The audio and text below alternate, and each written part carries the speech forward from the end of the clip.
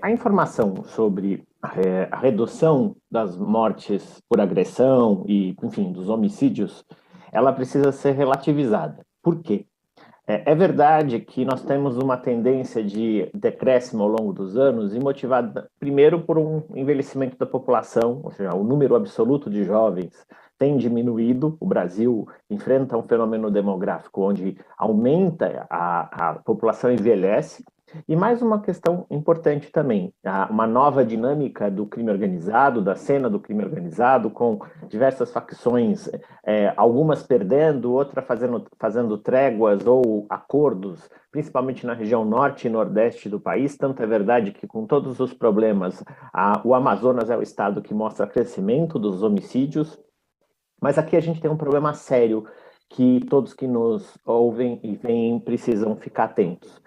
Quase 17 mil mortes em 2019 não tem causa determinada. O que isso significa? Que o sistema de saúde não conseguiu classificar as informações de mortes violentas, se elas eram um homicídio, se elas eram um suicídio ou outro tipo de caso violento. Sabe-se que é uma morte violenta.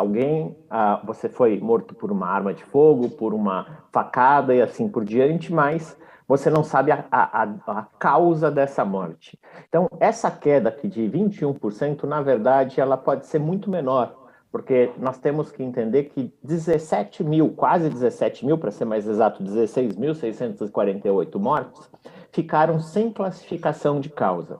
E isso é muito grave, porque nós temos um sistema, o Sistema de Informações de Mortalidade, gerenciado pelo DataSUS, do Ministério da Saúde, que tem quase 40 anos de história. E a gente percebe que esse problema, esse comprometimento da qualidade do registro, na verdade, acompanhado da falta de políticas públicas de assistência técnica do Ministério da Saúde junto aos estados, aos municípios, porque nós temos duas fontes de informação. Os registros policiais, que a gente publica no Anuário Brasileiro de Segurança Pública, usando a Lei de Acesso à Informação para compilar e produzir totais, e os dados de registros das declarações de óbito da área da saúde, que dependem do médico legista. E esse tipo de informação, os municípios pegam a informação bruta e depois passam 2 anos melhorando. Mas isso foi uma morte mesmo? Foi um tiro? Não, foi uma facada? E muitas vezes contaram com o apoio do Ministério da Saúde, apoio técnico, assistência técnica, para melhorar a informação e ter um retrato mais fiel. E por que não é só um retrato para mostrar? É um retrato para desenhar e implementar políticas públicas. É um acompanhamento epidemiológico da violência.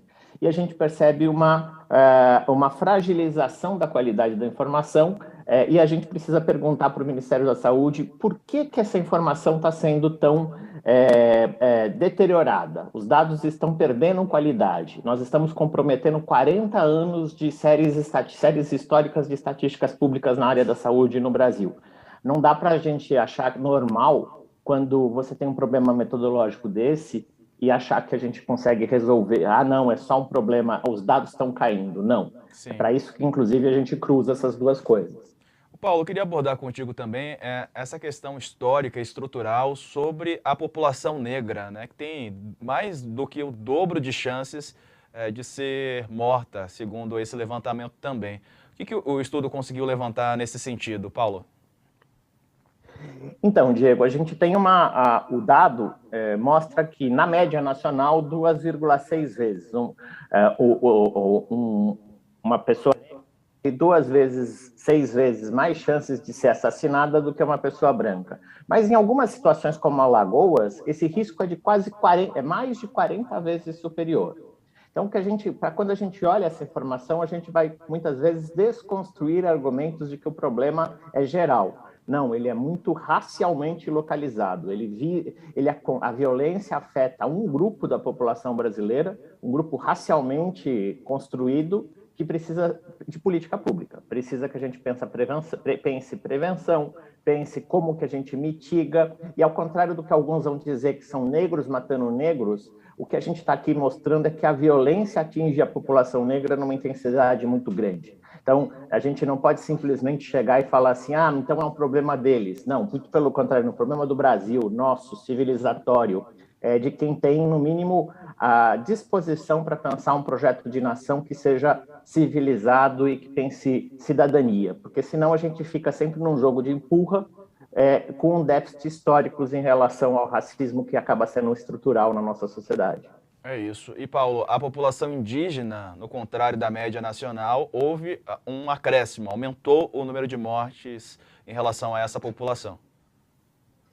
Entre 2009 e 2019, nós tivemos 22% de crescimento, 21,6%, mostrando que essa população está sendo dizimada. Demograficamente, a gente não tem a informação, é importante lembrar que o censo não foi feito essa década ainda, foi até, inclusive, objeto de várias reportagens do UOL sobre a realização do censo, e que os dados disponíveis são de 2010, do último censo disponível. E aí a gente percebe como a população indígena está sendo dizimada e como a violência, principalmente em cidades onde tem terras indígenas, é muito alta contra essa população, contra esse segmento da população brasileira.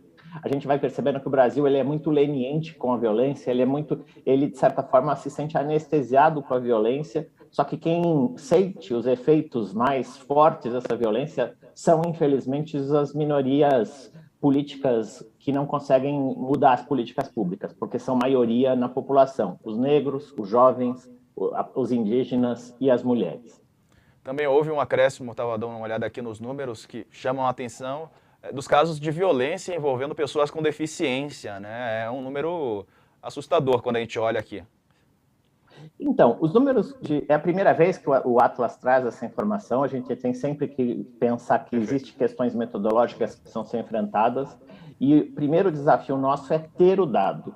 Mas os dados mostram uma questão que chama muito a atenção, que é, entre esse número, sendo a primeira vez, 58% da violência cometida é dentro das casas, violência doméstica.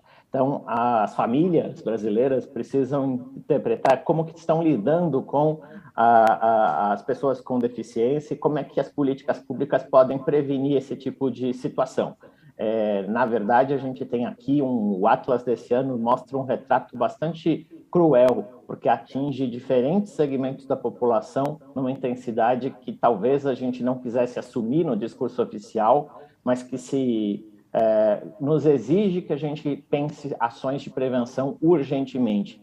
Infelizmente, o Brasil não tem uma política nacional de segurança pública e a gente tem que ficar apagando incêndios conforme a crise aparece. Só que esses números eles ficam invisíveis, eles precisam ser trazidos à tona e mostrar o quão importante a gente tem que ser construir políticas públicas mais eficientes. Paulo, você falou aí sobre violência doméstica e aí me veio à cabeça os casos de violência contra a mulher. Quase 3 mil assassinatos de mulheres podem não ter sido contabilizados. É isso que o Atlas indica também? Exatamente. A gente tem um número de registros que acaba sendo,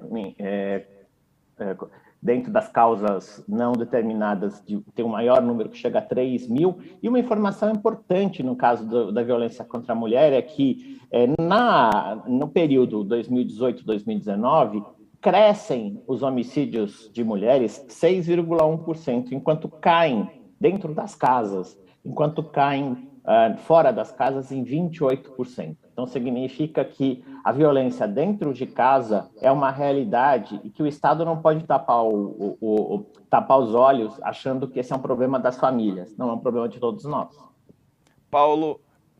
Renato Sérgio de Lima, Renato Sérgio de Lima. Acho que eu te chamei de Paulo algumas vezes aqui, não te chamei não? Ou foi a primeira vez?